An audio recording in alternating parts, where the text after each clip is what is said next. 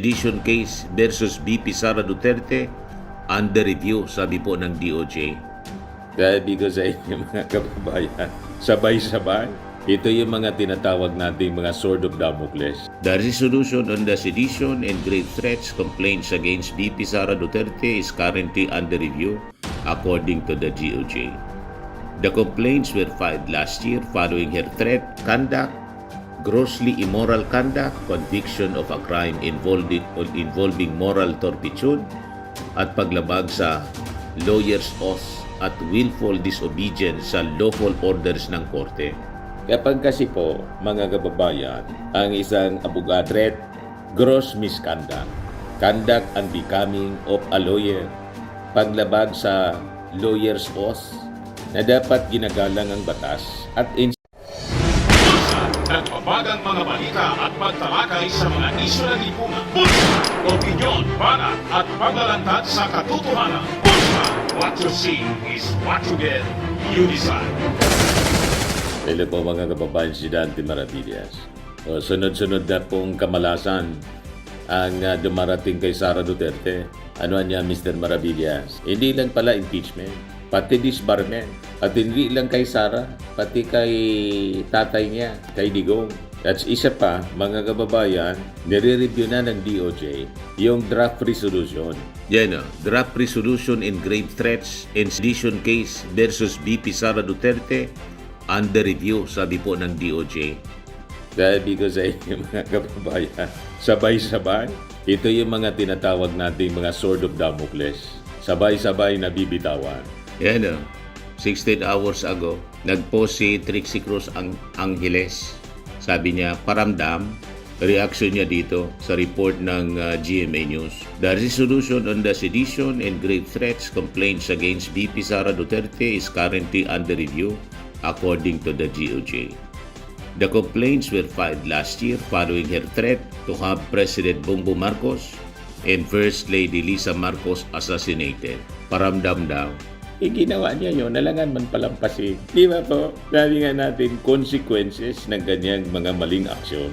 Sino ba yung dapat sisihin dyan, kundi sarili niya? Ngayon, balikan natin yung possible ground for disbarment, mga kababayan. Both of Sara and Digong. Bakit naman na niya, Mr. Maravillas, pati disbarment? Kasi yung mga actions po nila, kadisbar-disbar, sa ilalim kasi ng rules of court, Rule 138, Section 27 ng Rules of Court, malinaw po, ang isang abogado ay maaring madisbar dahil sa deceit, malpractice, gross misconduct, grossly immoral conduct, conviction of a crime involving moral turpitude, at paglabag sa lawyer's oath at willful disobedience sa lawful orders ng korte.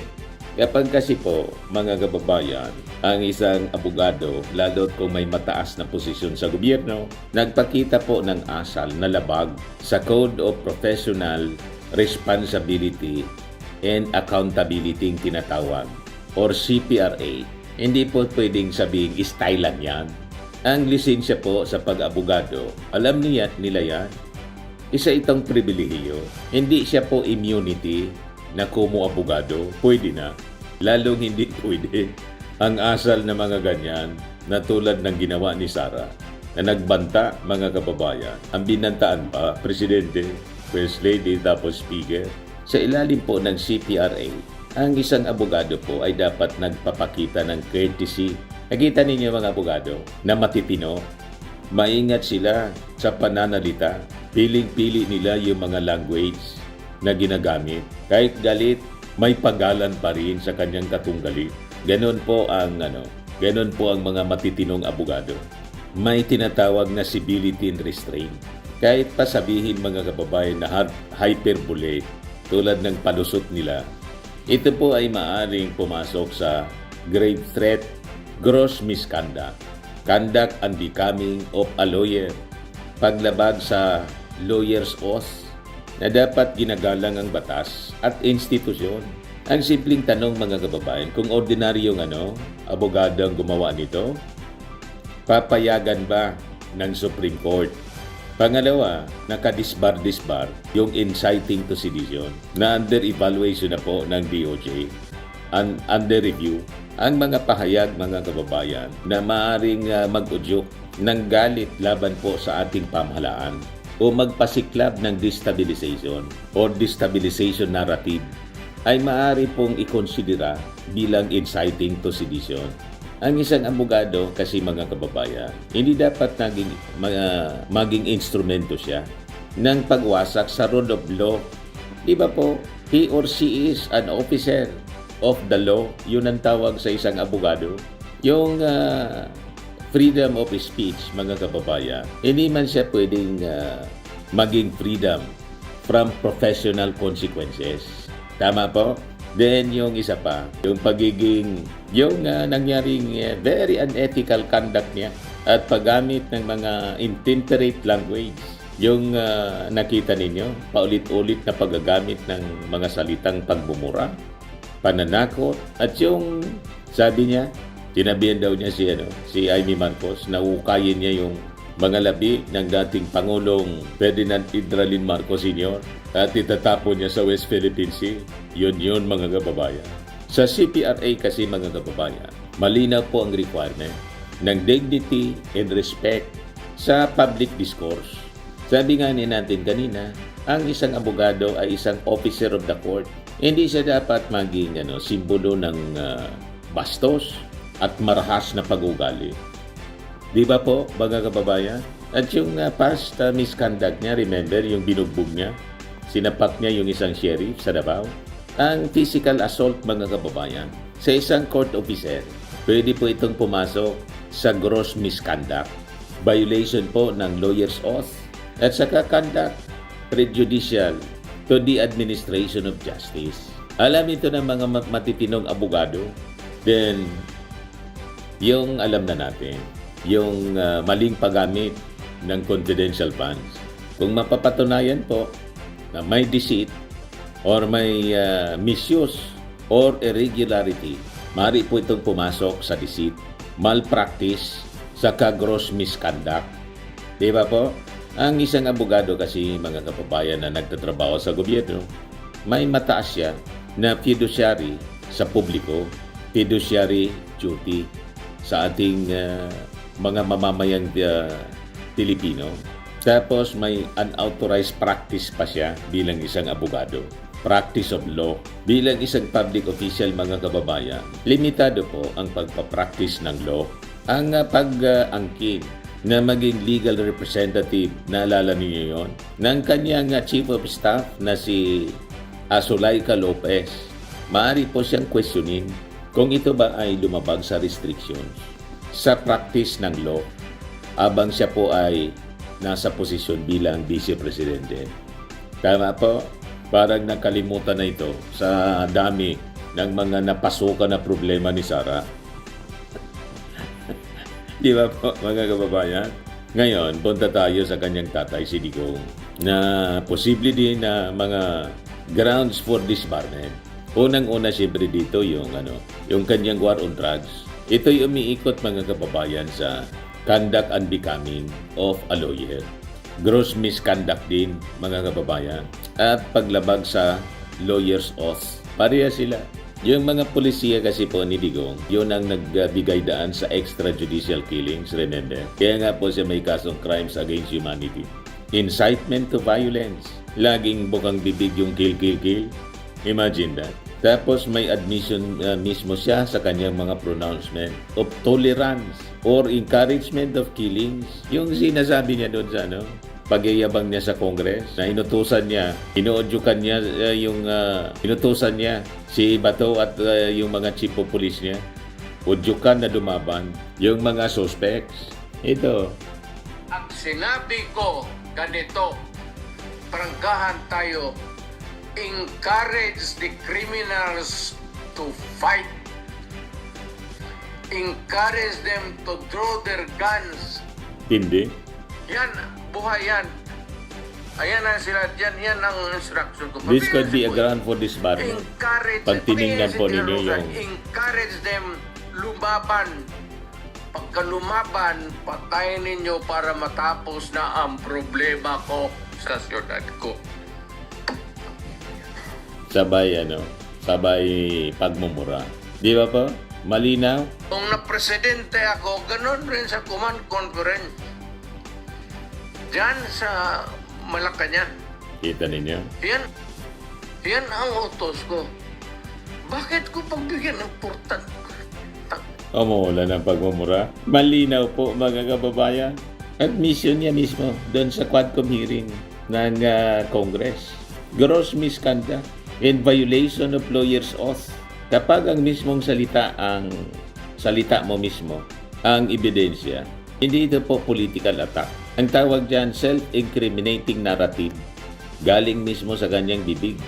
Then, yung ICC investigation at moral turpitude. Alam naman natin po, may ongoing case siya sa ICC. Kaugnay ng kasong crimes against humanity. Sa ilalim mga kababayan ng Rule 138, Section 27, kapag may conviction for a crime involving moral turpitude, mandatory yan na ground for disbarment. So ito, hindi pa ito conviction, pero halimbawa magkaroon, automatic po yung consequence niya. Then tulad ni Sarah, kung saan siya nagmana, mahilig siya na gumamit ng mga intemperate language sa mga official proceedings. Yung pananakot, pagmumura, tulad ng narinig po ninyo, maaaring paglabag ito sa CPRA. Requirement ng dapat may courtesy palagi ang isang abogado. May pagrespeto sa kapwa. May civility and fairness. Ang isang abogado ay hindi dapat nag-intimidate ng isang witness or isang participant sa proseso ng batas. Tama po? Ngayon, ang tanong, bakit napakahalagang pag-usapan yung disbarment issue ng mag-ama? Ang disbarment po kasi hindi man yan kulungan. Hindi din ito impeachment. Ito po yung tanong kung karapat-dapat ba sila na magpatuloy bilang mga abogado. Kasi po, kung ang isang abogado nagbabanta ng karahasan, umami na siya sa papel na marahas na kampanya, lalo yung sa war on drugs, nasangkot sa alleged na maling paggamit ng pundo ng gobyerno, gumagamit ng mga bastos at marahas na mga salita, posibleng maharap sa crimes involving moral turpitude. Siguro naman po may obligasyon ang Korte Suprema na suriin. Ngayon, ang tanong, kung ordinaryong abogado ba ang gumawa nito, tahimik ba ang integrated bar of the Philippines at saka mismo yung Supreme Court? Yan ang tanong. O ba kaagad na may show cause order? Tama ba? Dapat fair. Mas mataas ang hinahawakang posisyon, mas dapat mataas yung standard natin. Kasi po, ang kapangyarihan, may katapat po na pananagutan, accountability. Hindi po sapat yung pagiging sikat. Hindi po sapat yung pagiging makapangyarihan. Kaya po, ang tanong natin ay simple. Bilang mga abogado, nasunod ba ang sinumpaang tungkulin o nilabag na mismo ang batas na dapat mong ipagtanggol? Yon ang napaka-importanting tanong.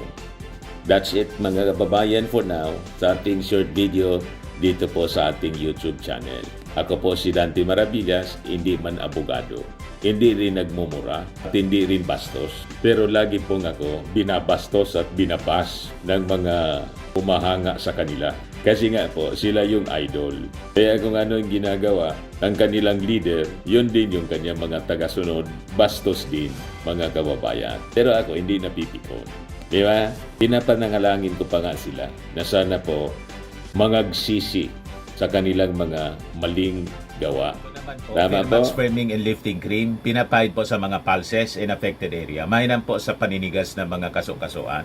Ito naman po, Automax Radiant Serum. Sa mukha naman yung application, anti-aging po siya. You will look 10 years younger than your age. Sa mga cancer patients naman po, baka lang gusto ninyo itong itry. Naig siya red mixed fruit drink. Hindi mo po siya gamot, food supplement siya. Kaya lang, gawa siya mga kababayan sa goji berry. Yung goji berry may anti-cancer properties. O ngayon, yung mga inquiries ninyo, dumiritso na lang kayo sa aming messenger sa Facebook para masagot namin agad. Ayos pa?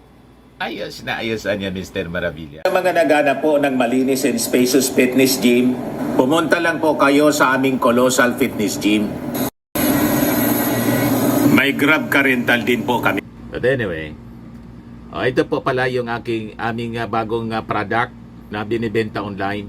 I am worldwide amazing pure organic barley powdered drink mix from Australia. Negosyo to ng aking anak na architect entrepreneur Riz Maravillas. Ayan po. Kontakin na lang po ninyo siya, Riz Maravillas on Facebook. Ang mga health benefits niya, boost immunity, improves digestion, enhance energy levels, packed with antioxidants, prevent cancer. Ito naman po yung bago naming product na binibenta online. Eye Glow Serum, whitening po siya. Tingnan ninyo yung epekto sa aking anak na architect before and now. Yung mga inquiries po ninyo, dumiretso na lang kayo sa kanyang Facebook account, Riz Maravillas.